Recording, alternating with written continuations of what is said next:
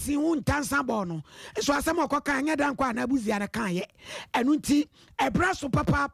se na nanom aye adwuma so ye kai ni nyina ne so okopiam na bato mpeso ya so a pani pa bi dia asase ya ntamama se enfenti party office enu no se na wanim se Ghana fodro ne sa kopem so ya na adwen so obeyim franka e dia ma eni pipi amanyoko waka chechitafo nyina so obi anya kom kopem se be ma kwan se wo menye campaign Omu kasa bi dampen your spirit. Omu ye ama MPP say ebusuakuo bi dia. Ebusuakuo bi dia dia. Ene omu nkankyere ne anso yemfe ho adwene. Omu hwe no omu nkai party mpenfo a omu tu omu si ho e build a party e bepem sabri. We have a lot of young men in this party who do not even know the history. Omu affiliation say Dankwa Buzia Domo ene. Ndiani aka nso a we have contributed immensely towards this party. Are you saying, say, oh, PPB or party, this it's not fair statement at all to anyone. It discourages us for sacrificing our money, our lives. We are charging me treason. That don't go away. You see, they should stop these kind of things and move the party for. Nami nimsa Ghana for domisa. Me agasa petu manu tuese me contest bino. Men share that and start se me bibia. Bibia be hu ewo outside bian and kofo me hu do and wo adu musika eye. E mani interesting. Say campaign e be say Obama de ni bibi. The people are just coming on board to help. The minim say you know I'm a grassroots person. But me person unity eba party the person make kasam etia ubia because me a lot of issues to tell party for but and I say na Ghana for nyina ka kire say party for no de ne badia and the adentinia ne omo peno Ghana for nyina peno party ni enyema but the nuri say ye campaign Ora Kennedy akompreko e Japan na yebo hwini akọ enkramantam no emu oman mu adwadefo e won kabomuko eno na ye friend guta na awiemo friend samtrofo se yenka ye homra na ye meti asembi na ebra ye kopie mu ho no titire ne edema ekuoyi eye owura oben Joseph na wono asem ode man samtrofo nyina kire se di aye yie abo no wu mabre ene sen omampani de nadu dankwa ekufo ado amamu na wobuo no chese wo twene nema bi hu a wonti ase wo hwe ekwan ye da dollar na afenso so no man sika sam mu a chese ekwan no wa gisa wo foka anya de se babu akura na omko ka asem kura me nsanti a Russia and Ukraine de bia Russia and Ukraine and na covid ai and na masika sam na toto papa so chese kan sam ten ai se babu masam no ka wo wie da ana o mchese se di aye yie yentie doctor yi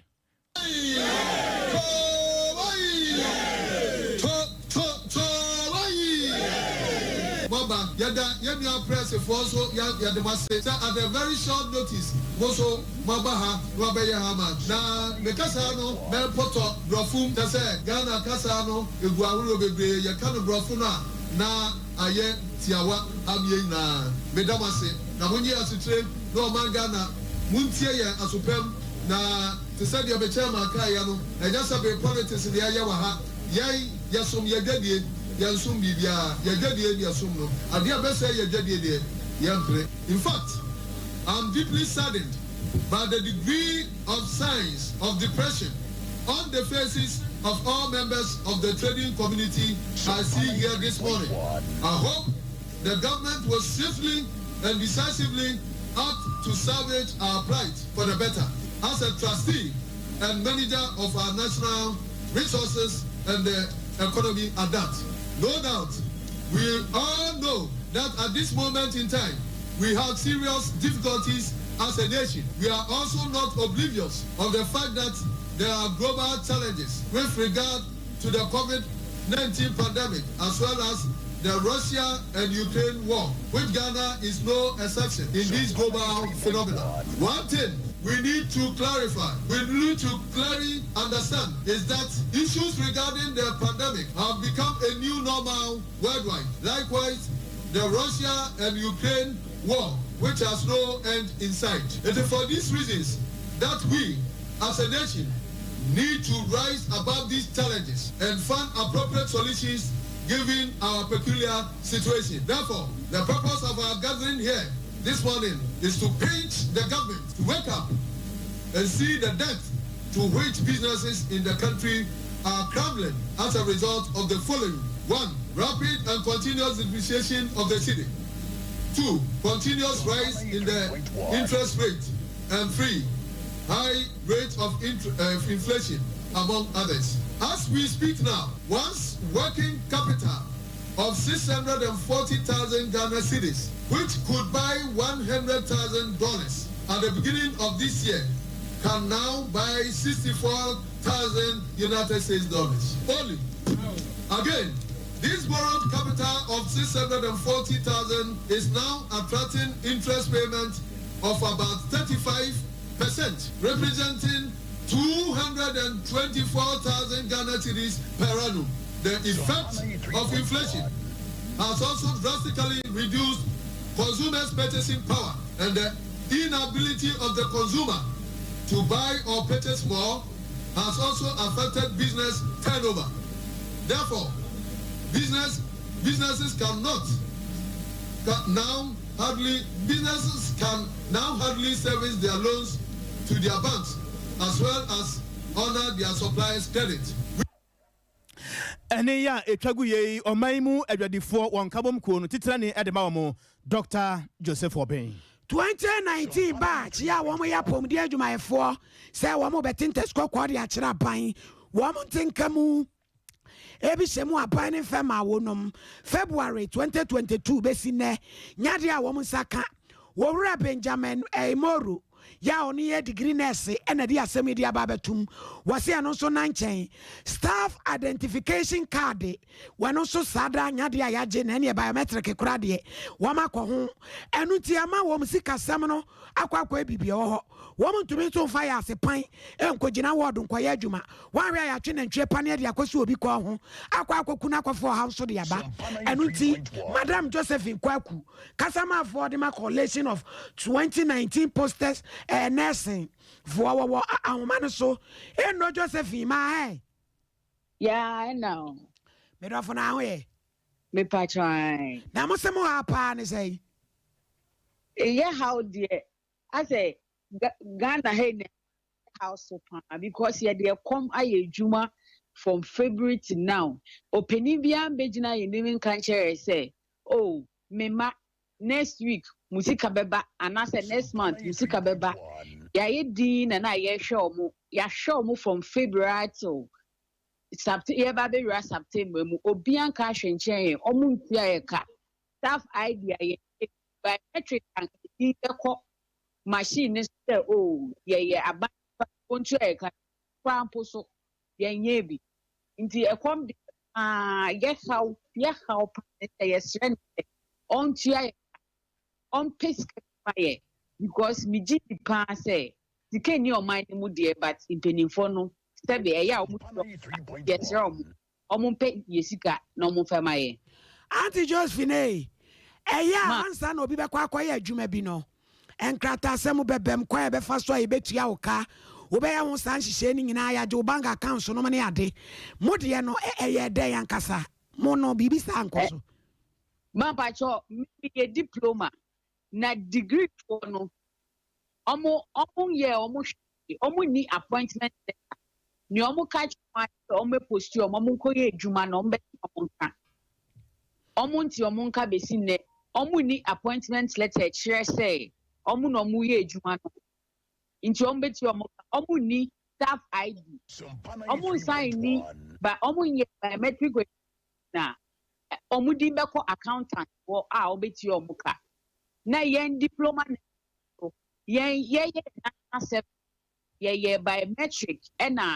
staff ID no but as at now obienya appointment letter ebe chere say oh nkrofo me ma ho kwan so omuntua omuka anase o ma beka adwuma no huntua omuka me pacho mama mpanifo ehu hawi ansa na mababontin me pacho the letters call regional offices including Ghana Health Service and Christian Health Association. The letters are common. Na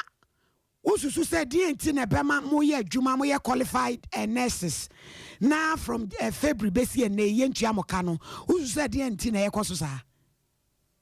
Oma Oma fane say ya de dada because impenimfo no mu di enim no ye bi so mo no on ka chen so ya de dada 8 months ne beba 9 months ne beba by sisi a wo hwe economy ni mu aye na nyema ye di sisi a ye free kura no omo fa ye call because nyema ma ye di yenso anka ebe ofi ebe boa ye maame mu ni ye nua no ma ye adwuma na koso na ye nya bi kakra edi no ye na aban afa ye se ye nko ye adwuma yi e na adwuma ni so aye no bibi emfimi ma nti the reason why won't ye kade idame nko anim anase aban ni nipenimfo no mu nim the reason why e na me so mi wo gidi say answer na mo be fa ye no ma ye ho budget ma ye clearance letter say ye betimi eposi Until we are sure said the means was there, and so mu posti and by the reason why until munchia kabeti sambe die. Mean to me share the reason why. Me pacho sikano matuye bi ne bi akamu anase from February no she mai. Me pacho from February she mai. She mai. Ena mo amo sole fa mo ka kwa adwuma saa.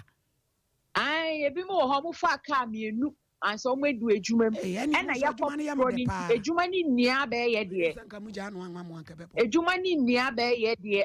ye Kasan Kasan ye juma and Kasan because ye my and I be will say in conform my idea now be a busumi and say she won't make by Yashasa a company adequate juma Yashasa shema. Oh, where the idea said you okay, dear my idea and pana. Say, no, I must say more pine up to end day, no.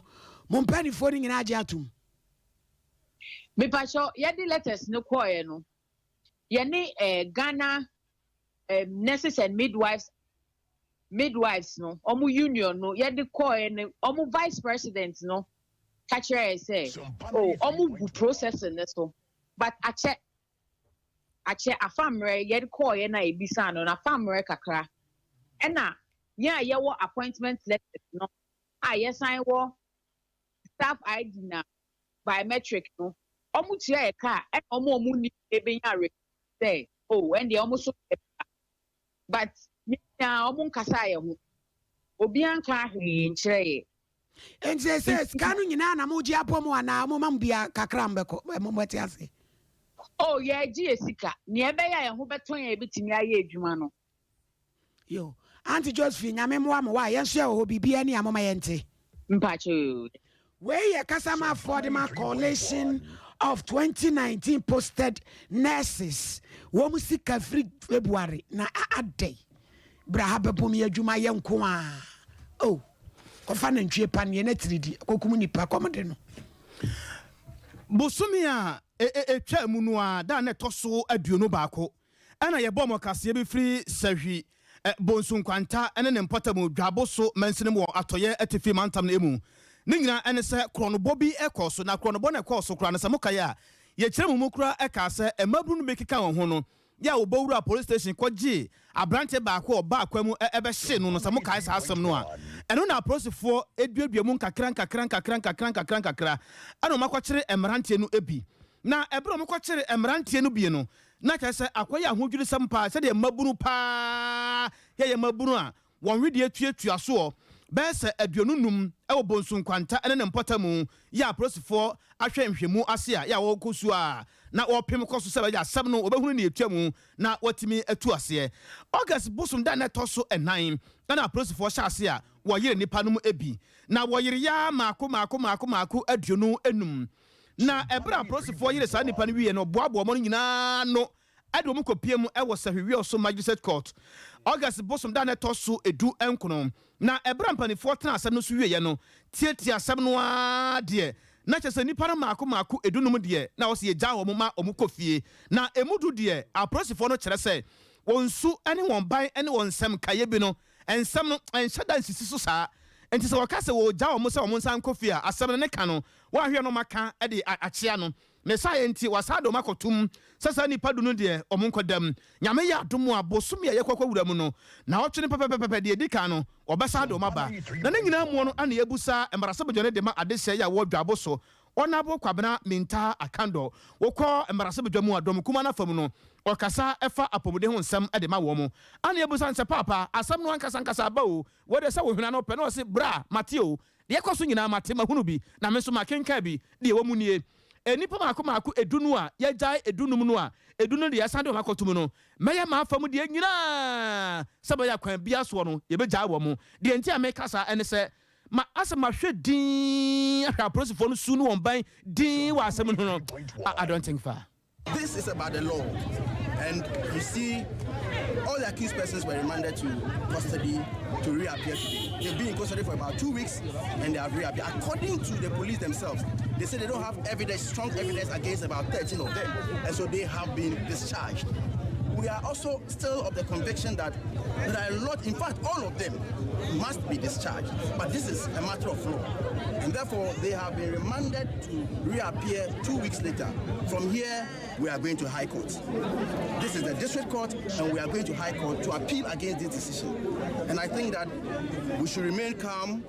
Everybody must rest assured. That is why they have elected us as their representative, who will not condone any wrongdoing, but will make sure that the law take its own course. Looking at what is worried, especially when I went to the police headquarters, I'm exceedingly worried because the speed with which the police is treating this issue, they are not attaching the same importance when robbery cases go on in my constituency. But that will be dealt with at another time. Let's appeal to, the judges. Let's allow the law to take its own course, and let's try to free those who has nothing to do with this particular act. And after that, we'll take the rest one after the other. Abusafo eni ya etwagu ye yewura minta akando saudwabo so marasa badwane no yara soya wasompa prem to braka sie bonuma de hye fisem ana ye gina mu asabre ye fire no na wa mai bangi batan eden krata pie monti show se Ghana fo edru ho bia mu o mikro ma chim dan edru ho bia ba na ho na wo maka mo ho no be wi ase na godly slavo just amotoso DKM na wan samba no ma transia anya ne tie se nkrofo bi ene na mobile phone so bromesia e de magana fo a eye Deposit Taking Institution Act 2016 at 9:30 no wamo fanya adwuma ti yewe ye papa ni sa adwuma no a Ghana fo ne wamo ye no na wamo di nnwuma ni din aba wamo e ma besia no tie wamo sika pass quick loan oka ho for CD instant mobile loan application Zidisha online loans Ghana landing application chess loan application loan club Ghana instant loan Adam for loan Meta London instant cash loan sika loan Bosia fee microcredit sika kasa online London pro loan digital and instant loan beji sika loan London papa online loan su Chris cash loan mobile loan application and a CD now cash loan application mo amojentre ha moji mo hunsrene ya mo ne safo enyine di dwa no Bank of Ghana se mo nya hwe yi na jigugura mo beti mo ni ase pa nani abusua yankwa yanim kakra wo ho na otwe awie ye na asam no ebobo ba ya ye de wo kumase ha se na ye kire hope atwoma ngwabiaja nof mansene mu na ehese barekase ene ne mpota mu na maburu na kaka ho kire se omo de emaburu no omo beka wo ho a ekire se ekwane nananom efa so no omo te wontam ho no nana amwampem brenya wono na ye wo hene wo bare ho sadie nanane su ene ne ban ekoso no omo kaso omo trase din ahwe omo a wa hwe ye kura omo maburu no mbesa nananom ho awu agya wo mo na nananom da so te ho no kire se hadwen papa na sadie niema esikoso no se sadie afono wo mo na ame wo mo chese eni hane ye batiatia poso chese bibia obaye bia na nanom atran konya banya ho asem aka ho bi ma chese o mambara bokura no wo bu hu kwa mo faso mobra no ene ofa ha yesisei ena wo yesi yesenyaw ei wo ho me kura yeso wo ho me dodo ɛna wodidi kura so wodidi dodo kyɛ sɛ afono wɔn mo ɛwɔ mpatam hɔ ɛna wɔn keka wɔn ho kyerɛ ahemfo wɔn mpatam hɔ nom bɛhwɛ maburu no nya asɛm ketewa koraa na ne nyinaa mo ne ebusa wɔn abo ns adusai wɔn yɛ assembly member ɛwɔ bare ne ebusa nsɛ ɔna abo wɔ hɔ no abira so mpame wɔ hɔ so mpame wɔ me nkɔ baabi ani yɛse kyerɛm ɛde na akɔ so yi ɛno a deɛ si ɛwɔ bare kɛse na kɔsi ada yi ne te sɛ mmabu no a wɔkuru dua yi ne mu ne mpanyinfo bi ɛsɛ ɔhene a ɔbɛdi akonnwa na ɛkɔ mfie mmiɛnsa no nana amoapem birenya ɔdwen sɛ nana no bɛdi akonnwa no ɔgyegye ɔmo nsa ase ebio nana no abɛhyehyɛ mmara de ama wɔ mu wɔ kuro dua yi mu ɛno nti no ɔmo mpene ɔmo utu nana no ɛpɛ sɛ ɔmo no tetetete ne nyinaa no abusua futukuo num na wɔ ha abusua biara tɔn ɔmo asase nti ɔmo nte ase sɛ nana no aba na ɔse asante ɛwɔ dadesɛm ho nhyehyɛeɛ kwan fa so tɔ nsase nti ɔde saa mmara no bɛyɛ adwuma deɛ a ɔmo nte aseɛ nti ɔmo bɛtu no nti deɛ kɔɔ so ɛwɔ bare kɛse no akɔsie no ɛno no na ne nkyerɛ mu kakra ne sɛ bare kɛse ne layout wokɔ district assembly a bare kɛse ɛni layout da hɔ bare kɛse yɛ district capital but ɛni layout wokɔ ministry of lands a bare kɛse ɛni layout da hɔ menu mmienu so yɛ adansefoɔ sɛ kuro biara bɛfa no ntoma pa afie a woyi layout firi mu a ɛnyɛ yie nti nana no baeɛ na wayɛ no adwene sɛ sɛdeɛ ɛbɛyɛ a kuro no yɛbɛtumi atete kuro no na kuro no ayɛ fɛ no nti no adwuma biara obiara yɛ no ɔnyan na ɔyɛ layout owie a obiara wɔ ho kwan sɛ wode nkrataa bɛkyerɛ na nkrataa no yɛgya no a ɔkɔ no akɔyɛ wɔ adwuma bio yɛyɛ bae sɛ assembly members no ne committee no yɛbɛtoo sɛ kuro no yɛ predecessors ne nananom a ɔmafiri mu kɔ no ɔma yɛ mmara to ɔda 2007 a mmara no yɛbɛhu sɛ nananom mmara no mayɛ no yɛde yɛ adwuma ne yɛhyɛ mu kana ɛbɛboa nti yɛbɛyɛ amendment ma yɛbɛyɛ mu no ne sɛ yɛde asie tɔɔ kakra ɛyɛba sɛde bɛyɛ a yɛsie no a ɛɛsan no yɛbɛtumi abɔ ho ban ɛno ɛna mmabunu ne mmeranti no bi sɛ ɔmɔ nte aseɛ ɛno nti ɔmbɛtu ɔhene no adeɛ so saa ne kɔɔ so ɛwɔ kurodua mu ɛno a polisifoɔ a ɛbaa kurodua mu deɛ na ɛsɛ w'ani ne nsa wɔka kyerɛ bɔ anwummerɛ no nsia kɔbɔ no nso nyinaa na polisifoɔ da so wɔ kurodua mu na ɔmo baeɛ sɛ de wei a na situation tie no nti no intelligence ɛne sɛdeɛ ɔmo adwuma no sitie nti ɔmo anyɛ sɛ ɔmo bɛyi force nti ɔmo ankyɛ aberanteɛ biara nyame adom obiara so ho anka dede ne aboɔ na ɔmo toto kɔɔ ahemfie hɔ ne ade ti saa na ɛkɔkɔkɔ siiɛ but nyame adom obiara ne hɔ a ɔfiri mu obiara ne hɔ a na ho kae ɛna ase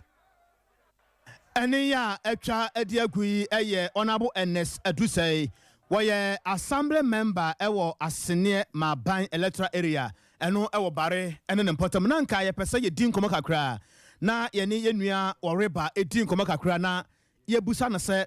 sɛdeɛ ɔmu sɛ keka wɔn ho no sɛsɛi no mpanifoɔ aba ne wɔn abɛkasa sɛsɛ wɔn agyae biribiara ma no aka na anaasɛ stila no yɛhwɛ wɔn anim kyerɛ sɛ wei kora deɛ ɛyɛ bonus wei no kora deɛ ɛyɛ comedies koraa afei na kunkumfa no ankasa ɛdi akyerɛ yi a ɛreba ɛmu asɛm ɛne sɛi yɛgu so yi a yɛrekɔ yɛn anim wɔ no nyame yɛ atom na yɛn nsa ka no a ne nsɛm nyinaa nso so yɛde bɛba na yɛhwɛ sɛdeɛ nneɛma ɛsi ɛkorɔ nti yɛnhwɛ na yɛnni nkɔmmɔ kakra yɛne wɔreba ɛnni nkɔmmɔ kakra yo me nua maha so mpa kaseɛ bɔ so neɛ hello me nua maha so mpa kaseɛ bɔ so ne o me je so ya wara wo mana wo te sɛn yankopɔn adumo okay bibi nti mɛmɔ wudin why sɛ woyɛ babunu ɛwɔ bare ne ne mpɔta mu ana me pa cho ai mo nkɔmmɔ no bɛboa yɛn pa ɛmɔ wudin o nti yɛ ahyɛ wo nsam no so mɛmɔ wudin why eyo bibi nti na yɛmpɛ sɛ yɛbɛbɔ wudin anim di bibi nti yɛmbɔ why menua ɛdeɛ paa na mohwɛ anim ɛwɔ bare na nanom atena nkonnwa anim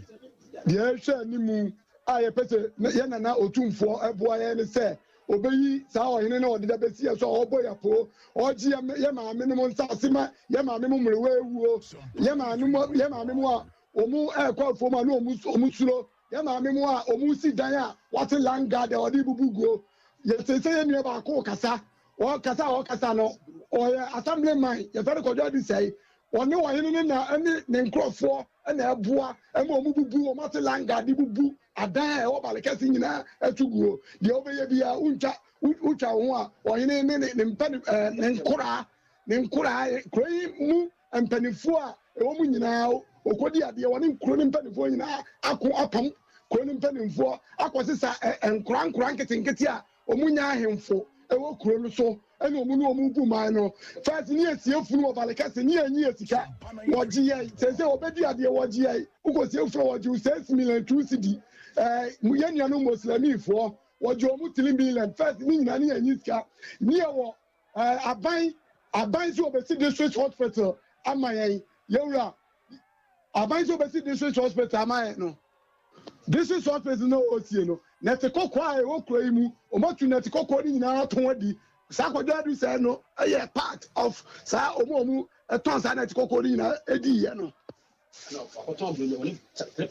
enti Mwan kasa no asem a mo kan se eye no kure yemfa no se eye no kure se de mo ka no a brawroma na de se wo ho wore na tena nkodwa wo ho adenti na monto mo bo ase emmom pin na nkyeremu bi wo ho no mu a na de bema mo no de ma mo danse mo bati mo ho agu monte so kyena bi no e bia mo asem wo de kura na mo de bimu de ya kodi fo ana wonim sa yenim se yewura etie yai otie asompam yem so beti asopam so na me pa cha utie oba ye no abusa ba akọ ye wo abo mienu na wa papa ya kwakoton abo no 3.5 billion net kokko no kwa otu ye na chi no kuro no ba kuro no mu monka sa edu se ya na di ade na nim omatu na tie no aton anopatu ahoma se ade be chi kuro ni monte so ne na yi kuro omantima mfa ene tie ba akukura nu kuro ni monte so wose ye kekan ya wose ene ma ye koton asase okuro mu ade ne ade ye na ma ye emema koton asase a ye sika ensa ne ade sika na wie ema so ekoton asase a omo so de top okre ene sra omo ai minua ba cha temenka me pa so bi tie o wada roma asem na aba yentu ye bo asen ka asem ye nhwe ba bi ade asem no nkasa nkasa ba ye asem se tie oba ne nhwe nkomo na ye di atie me kakra wada roma why ba cha temenka me pa so mi tie o wada roma ye tie me kakra nkomo na ye di ani die kwa so why wakan be ma me so me mra kakra me pa cha wugidi se wahene a wote akonwa so betimi aka se ne mrantie ton anase munya sika mode rensa na ma no so e de top clear ana krenya wa ye o manim enya asem na abanti na bia mo ka sei e de ato na naso menua ye wa me pa cho so utie me ye wa na recording or ye an angel ye wa na recording the recording na wo bi sesi ye wa na recording is sesi ya ewo ho sesi a ewo mi ho sesi ye betimi le ma wo sesi enti sesei no ya mo ba bonte so beka se wo hene no ton sanse wo jeje mo nsase obubu adan so de mo ka onu a okwa asase ni so bi edi asem na mo ni sia ye de edi ka meni sansa na mo bete mo ho agu monte so sei no na mo di kan ne no asia ebere di kan ya mo ni sia ye no edi asem no therefore ka kire mo wani ye ni nsia wani yutu ni nsia na ye fokutuo num na wa no wani wo mu nyina obi ya ni nsia wasa sama wo mu apedan no wani obi ya ni nsia okuro nim wasi kuro no otumfo de ma no wo ji ni sika wasi otumfo de kuro nim ma no wo ji ni sika enye nim ka wabo enti baabi a adu sesi ano modika bete agumonte so akeka mo kakra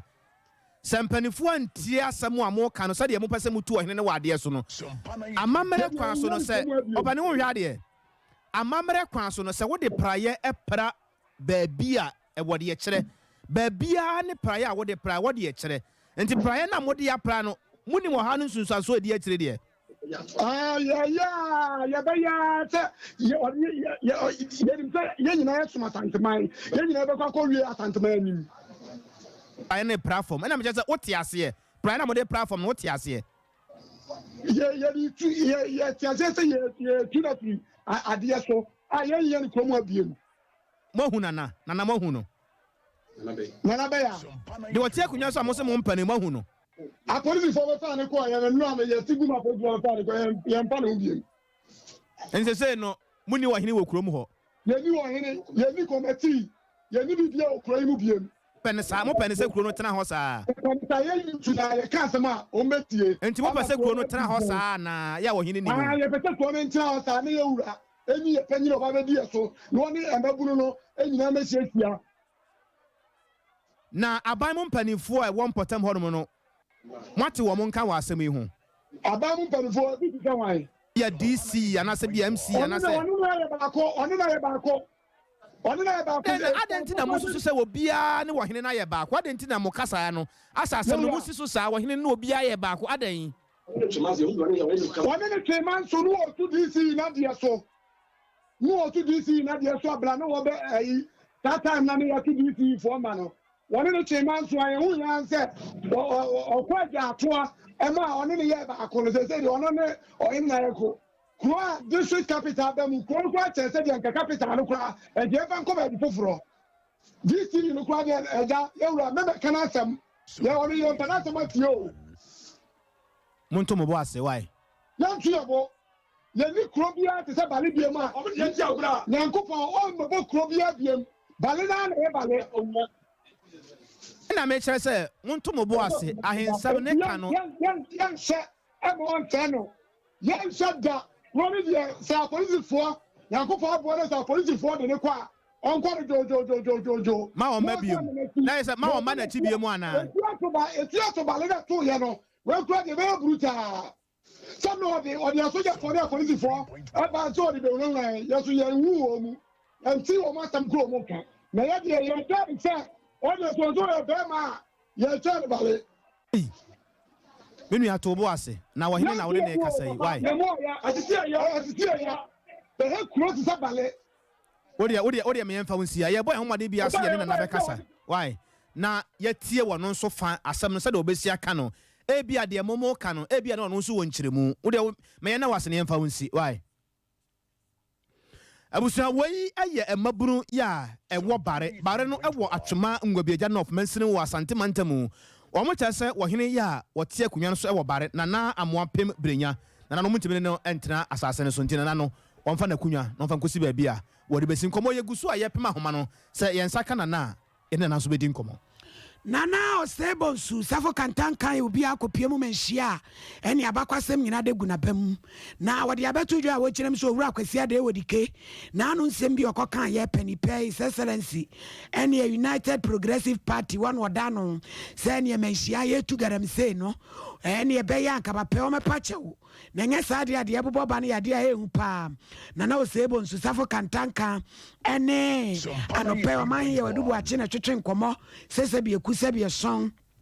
wɔwura akwasi ade di kɛnsɛm wɔ kaayɛ no na ano wɔden na nneɛma nso ebɛtumi aba no so no bɛyɛ bebree ɛno nti ɔn de ɔsrɛ no ada ka sɛdeɛ mpanimfoɔ ato no yɛn nsa frɛ no sɛ nananom kumase ahemfo badwa no ka wɔmfa biribiara nto nkyɛn na ɔmɛgyina mpanimfoɔ no anim yɛ bibi saa ɛde tia ɔman a ɔte mu a mpɛn pii no yɛfa no sɛ musuo ɛna wakɔfa wokɔfa musuo nso ba deɛ a na ɛsɛ sɛ yɛgu nsa na yɛtwa dwan na nsa kuro no yɛfrɛ agyidi sɛ nananom a ɔmadi kan ɛyɛ nsamanfoɔ ɔmo ɛnwuyɛ ɔmo ɛte ase sɛ nka asɔre a nka bɛka sɛ nti wɔn saa senti no wɔn bɛn nyankopɔn ɛkyɛn yɛne a yɛnwuiɛ anaa yɛne a yɛtie ewiase nti wɔn etie asɛm na wɔn no de kɔ nyankopɔn hɔ a edu ntɛm anaa wɔn senti no sɛ wɔn no bɛn nyame wɔn no awu nyame ɛyɛ ho honhom ɛna wɔn nso awu a kyerɛ sɛ wɔn wɔ honhom nti egu nsa no a yɛde ɛyɛ nkaedum anaasɛ ahyɛnsodeɛ a ɛkyerɛ sɛ ɛyɛ nteaseɛ yɛ ɛkyerɛ sɛ obiara ɔte ase bia onim deɛ yɛyɛ ɔte deɛ yɛyɛ ase na nananom nsamanfoɔ ɛbɛtwa hyia ɛwɔ mmerɛ a yɛnyɛ hyia no a na wɔn tie asɛm no de kɔ a ɛsɛ sɛ yɛsan ɛpata wɔn ebi sɛ bɔne a aba no ɛnyini kwan sɛ ebi ka nananom nti yɛpata wɔn deɛ a na ɛsɛ etwa abɔ musuo nti wabɔ musuo deɛ a ɛsɛ etwa dwan yɛtwa dwan a mmerɛ a wabɔ musuo no a yɛtwa ama wankasa no a wabɔ musuo no kyerɛ sɛ asɛm anka bɛba wo soɔ no ano brase ɛno nso nkyerɛ sɛ ma asɛm asotwe mmra wo so mmom asotwe no ɛnyɛ asotwe a ba honam mu deɛ ɛba honam mu deɛ a ɛne sɛ ma ɛnkɔha ma ɛnsia ma ɛnkasa wɔ ha ɛno ne honam mu deɛ no nana sɛbɔ nsu safo kantanka potɔkasɛm yɛbɛka sɛ ɔyɛ historian ɛne abakwasɛm ne tetentrede ɛnyina da kɔ manhyia ɔde saa amanneɛ no ɛbɛpɔ wo na ɛwɔ saa nsɛnsa no sɛ wotie UPP kwasiade odike ne kasa no a asɛm no deɛ na ɛsɛ ntoburo woto ya maneka ahemfo bebre enti no wakeka kwa opia so no atokwa kwa na de wo hwere kwa nim se ya enti anopa bra ma hene yodubu a chetra ase no na wobusa onabu owusu apia ya wono ye MC ede ma de se ye wo fe so se okoresa onabu wo ho no o mi wo o ma hene mi wo ho pa ene se ei na akwasi ade odikansam no na mu oduo wo yesi na o se cheche no se o ya tene nyina na me wasam kakra kan won enye no kreda eye bosire muka na offense ha de garamse de yentu bi ha impo community mining na nasa proper money cry yenye bi offense ha ta fa ne be ba dia ni mom garamse de enye no kre yo kanan obodi se mu na aka ni kra ma na nanom ho offense e bia na wo ka dinkwa offense ana de offense eda etna ko sa kwa atuma enwa bia jampo nia Mobeja North, Mobeja South, in Ponian number. Now, you think half party, and nano, yes, I was the team or born the team, and answer was said that the cancer one premier in your galamsey. Who said, offense you know, and the supply Kumasina.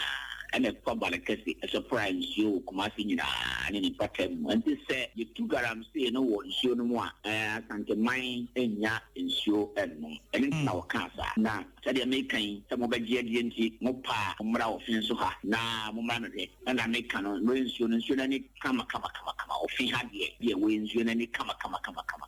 and I make catch there community mining and answer proper mining crown in my heart than coming per se Macase Galamsey about it in your can board the slim the Kai and say with name offense you have.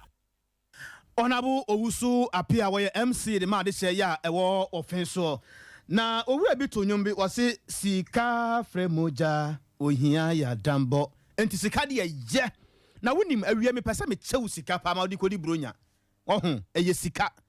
de obi ka ho asem a eye ati ne mom no fa kwan paso nya sika enye kwan bone so ene se FIDO eye fido na me chew ho akwan ene se ukọ Google Play Store ho no mo a download one app no sisi a wonya download pe edikan no wonya 200 Ghana cedis twitwa wo ho. He said the obi nka se matuku na makwaka ba bi o wa ma ne misika de a maka ho no mo da bi. He said the obi a wo kromo efi se fidu aba ma obi a ni agye se obi a he say oba tu no bottom ba ma nsu tu ba ma tu a oba tu enam fido nti FIDO ene en download way *711 *711 no abo 9 no miensa no abo ash mo se dem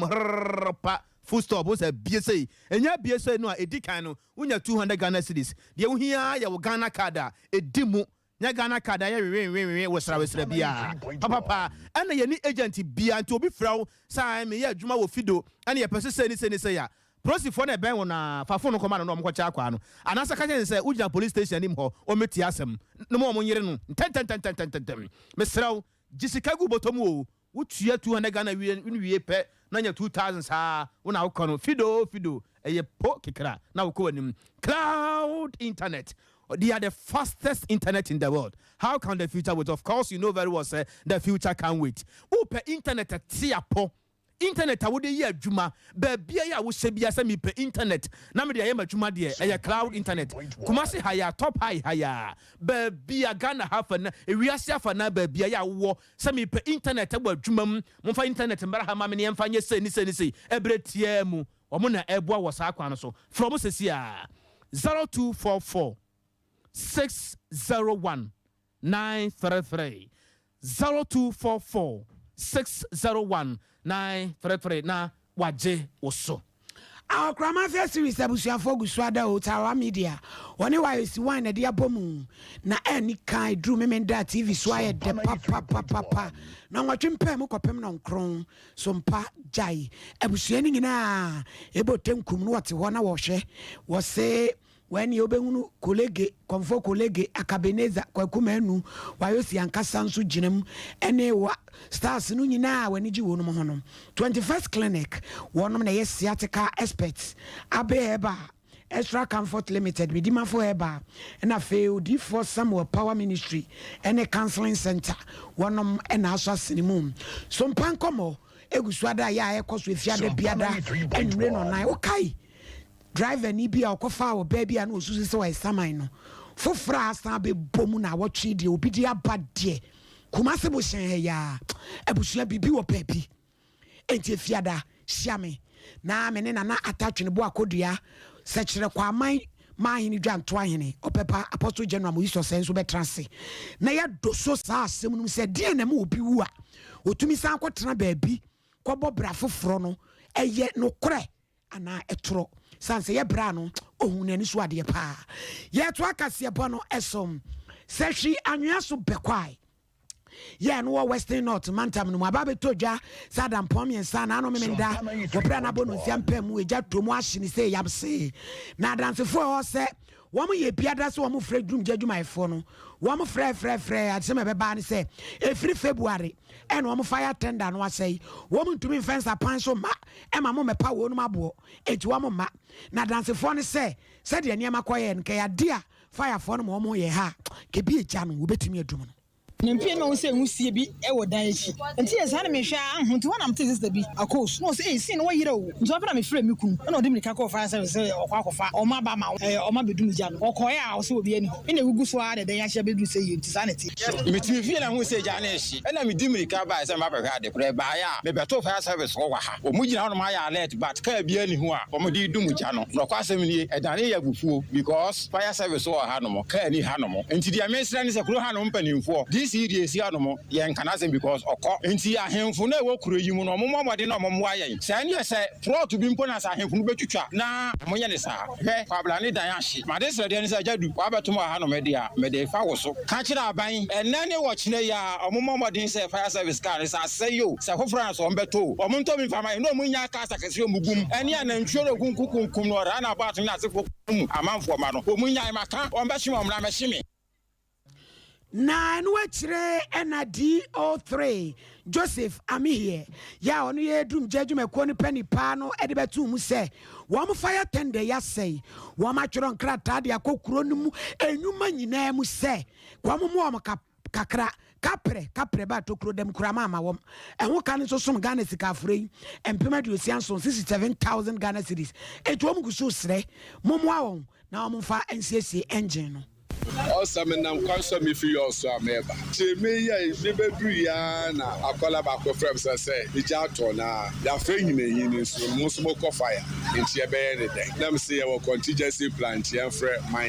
mines for so no tak water tank obi dia obi private mon nye dwuma ma 24 hours opon wan wa kofi eja ne hu na do full growth stage se asofie ni nyina wie what dispatched the fi yoso a e be take 1 hour etitulo prudent say be kwa hwehwe driver no wa within the next 15 or 20 minutes to me about the jam. Now when you na de bia meka say timing bomb so say baby ni anhwa so be kwai e krokase ati say ye wo mines e wa ha na turn the way e breaki ya turn the breaki si be kwai eno achi na me kwotwe kosi ambulance fo ya chocho krata ya machira no bi MP wo krom ya mani bi ya ma ma hini bi ya ma obi biara whoever every stakeholder bia ya mani bi ye nya response bia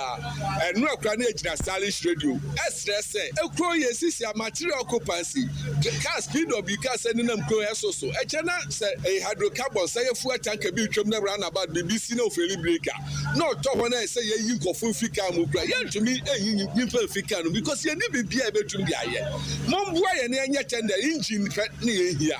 tender ya ye ni ya etwa 12 years wa bre ye pese sisa engineer amaka na ejina ne nanso aka wom ye 67,000 we na akwaya asama sisi ya jina ho intimomboa ya ni atumi nya tender na asem we anya fe so baba eja hye no baba be jina ho na wotumi nya hwe we ye DO3 owura Amihie na ye twa ho tawu na ya ho meka se nso anum sue ba e beto so Sesia Ghana hade open internet papa eye smooth eye fast bemo waye dia wo ye bia with speed ya eye Cloud Ghana internet and fa ho ne ba bia wo hye say a new site and a rural area Cloud Ghana chow internet ni tuma said demo ani entertainko na ne speed ne so de wo hu ne seso da say dwumem efie ana ba bia wo hia internet bia de and no ane Cloud Ghana internet Cloud Ghana nkwana Ghana ha o provide internet connectivity a entwitwi ne mu Muntwitwensi. A dem say smooth. Diawudi ebia. A content term so dem out. Say Wi-Fi and now hotspot deployment. CCTV camera installation. IPVT installation. Net surveillance. Digital security locks. And a web hosting there. Cloud Ghana internet service in Kwana. Endu name. Simple. Unya how bia. You provided 24-hour support. Demand. Ope a chakwanya. Top high. Opposite Love FM. Yene Kwama Rural Bank. Never dine bakum. 0202-699-110. And now 0244-601933. Cloud Ghana Internet. The future can't wait. Hey, na fido loans say simple sir. Won so dia beto wallet mu. Just 15 minutes pay. Egem. Mini or turn drinks for traffic mu so dia beto mu. 15 minutes pay we be dia beto mu. We adwadini we hwan yo. We per small loan wa. De wo hia na wo Android phone. Wo valid ID card. Na dial *711*999#. Na phone code download Fido app. Free Google Play Store. Fido ni ye FIDO. Brie na apply for the loan. Wo first time wo ma 200 Ghana cedis na se wo twa wi a. Next time no apagem kosoro. Wo ma ko si 2000 Ghana cedis. Eye 24/7 debia. Ampo unkosa lai wo bank bia. Unhia collateral, unhia guarantor. Sapepepe. De wo hia ne so wa dial *711*999#. Na do akọ download Fido app no. No apply for loan. Fido loan. L'argent est prêt. As you saying. The money is ready.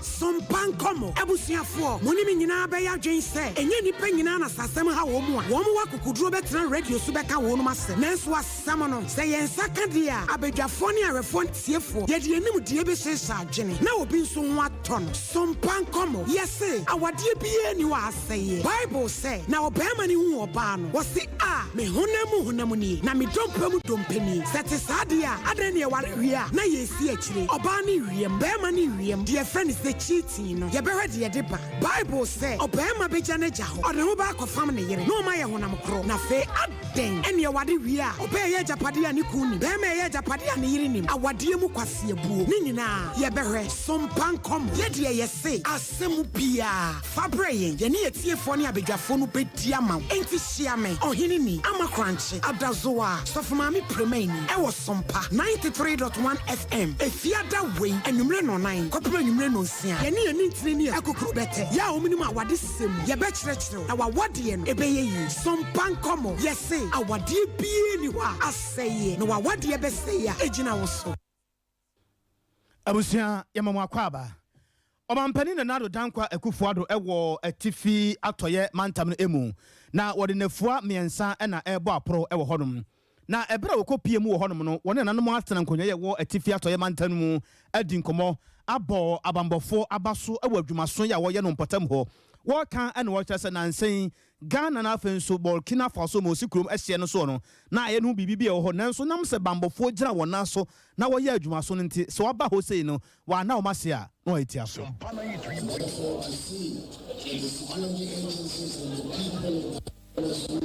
are working together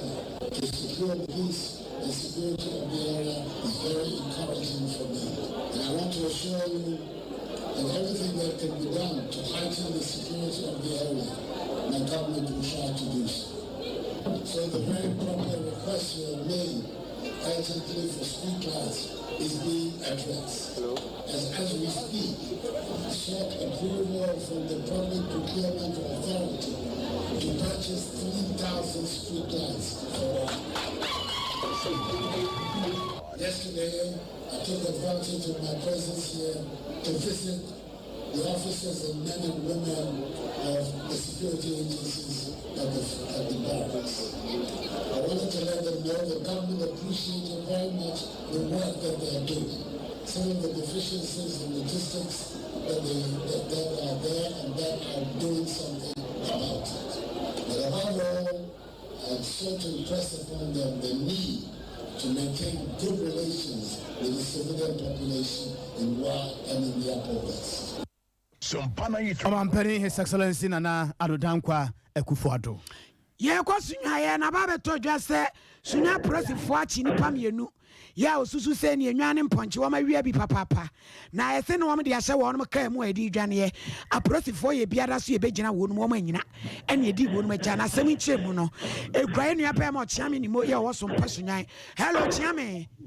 mini aba eti mfoni a ewe papa pani mu oti fam yi wano na kwa akro no bokwa wi enwane mponche no mini aba no kro papa panu ahwe ani mfie kwa ni mu pa ne abrante ya or can we any taxi driver and or count the way you fum or to pay for dying and I said some boss abrano name someone say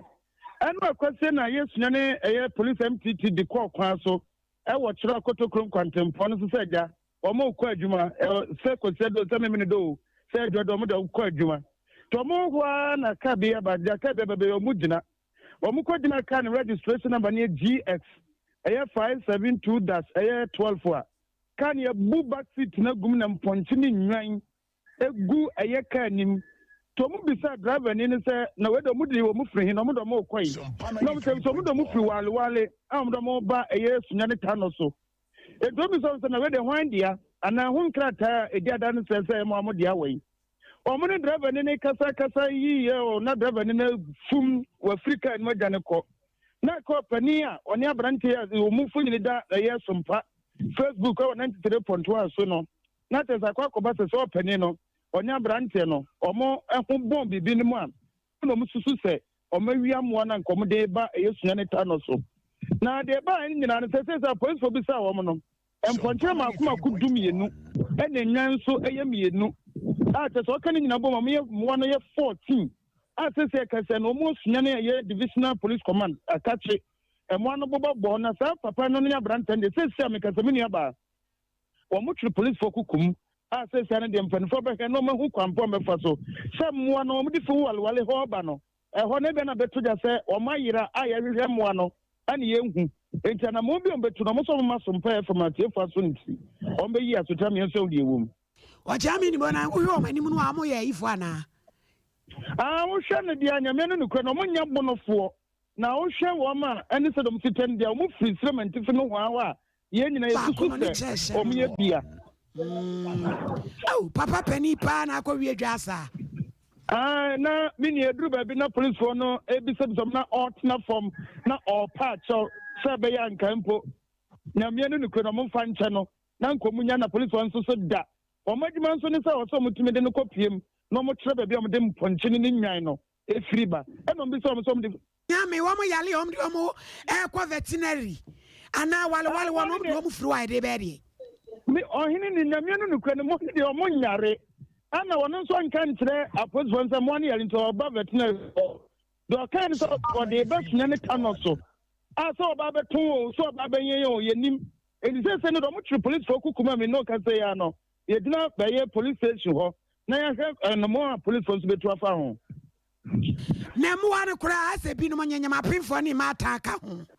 mini no kure pa nyame no kure ba bia me dina no ponche ni bi nyanyama nyame no kure ni emo ne nyanyam pa ema ne doso che mema no ema no e doso che mema no ti yenim ba bia nkodo moko ani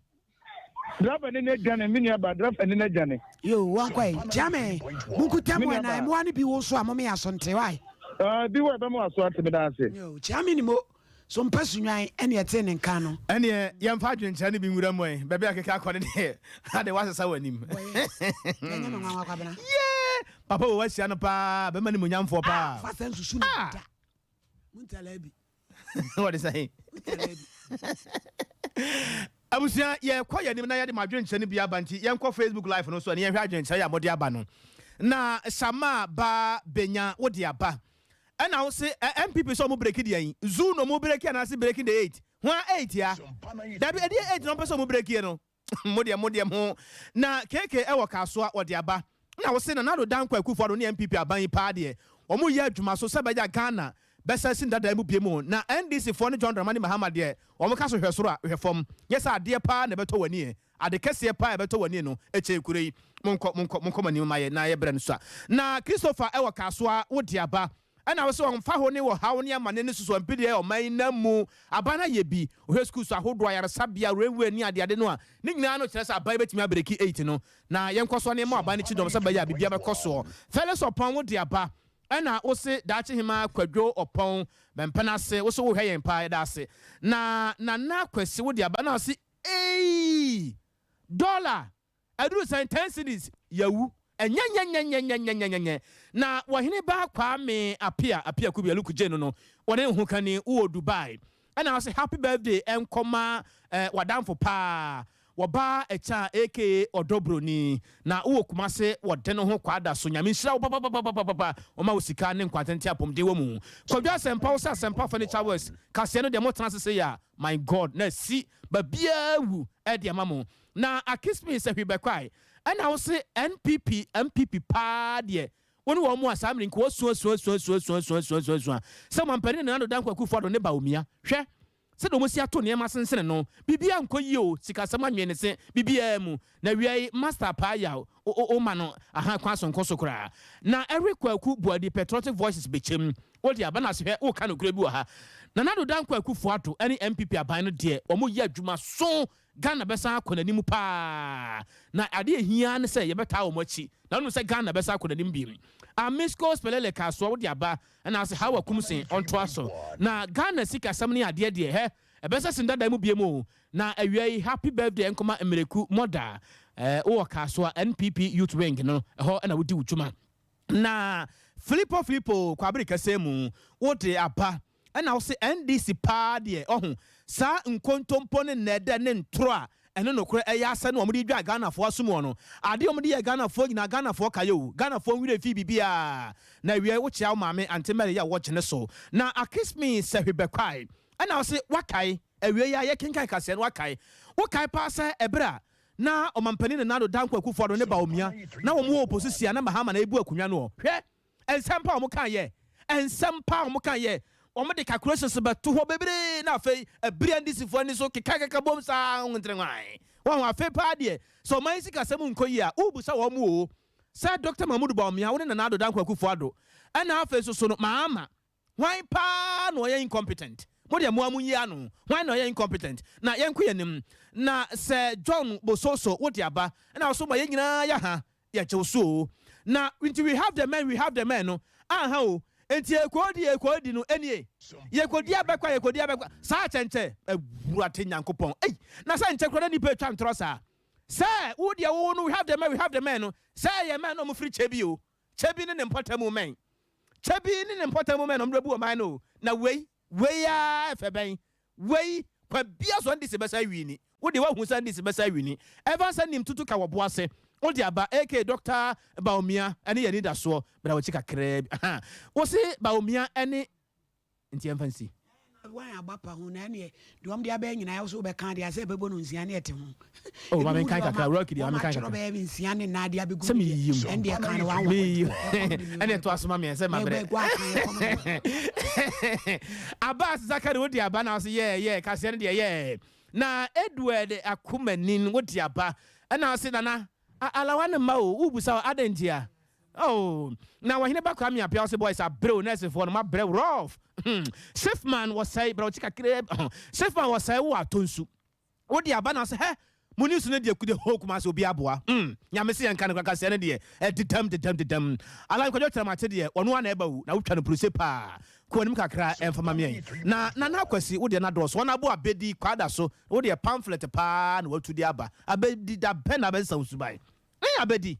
wo di free wayere pasa bedru tompa da ben na be sansu ma abedi my radio link nyina nyina o de ko ho abedi kwada so ni mu ade kura o ma abedi ya o message no do so no so kura de woni mu ade nka woni mu ade anka enyem ya woni mu ade wo ya ma ase ya ntia ma me why ase o mesrew na Hailey Salasi patriotic voices go so dia ba na ase JDM se da ni si abre akunya kakra o pese o tena so ni ntia o hu na ni bra abre abusuan sam no dog ye fancy na wi me kafo se me chawade bi ade wo de me de ma na ma wo bibia kra na em se ma ye nyame so adwuma na de ama wo abe herbal clinic mesrew woni mo bia wo yare ni da so asa na won de esu wo suan yi me yare ya na mekumi o na de ya kakra na dwon de ma na kra mesrew ta no so patrapa ha ya new site abe herbal clinic hono wo hwe da bia ne daba koto Dr. B wone dom no na ye hoahoa je wo soma hu sampa ye somu nu bra na fe so hahama som yare bia da efiri wo namrom kosi wo pampam scan bia hwehwemu bia ya opese wo ye na se de esi ato no badi na danse de wono wose wo mebo danse de bia wa fidie so nka danse de nka 10 hours ne da so bo abe heba collection no wono nu bra ne hahama kasa wote se yare ye otu ase de ama 0243 34 5392 0243 34 5392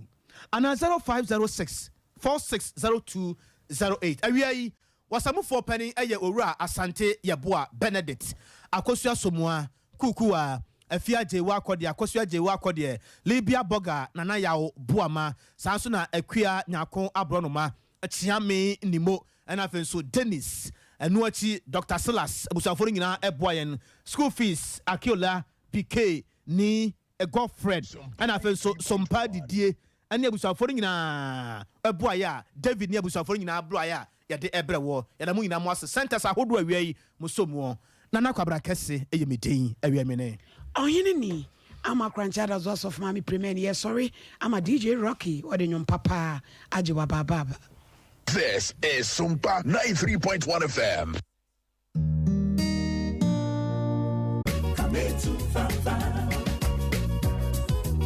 Sumpa FM.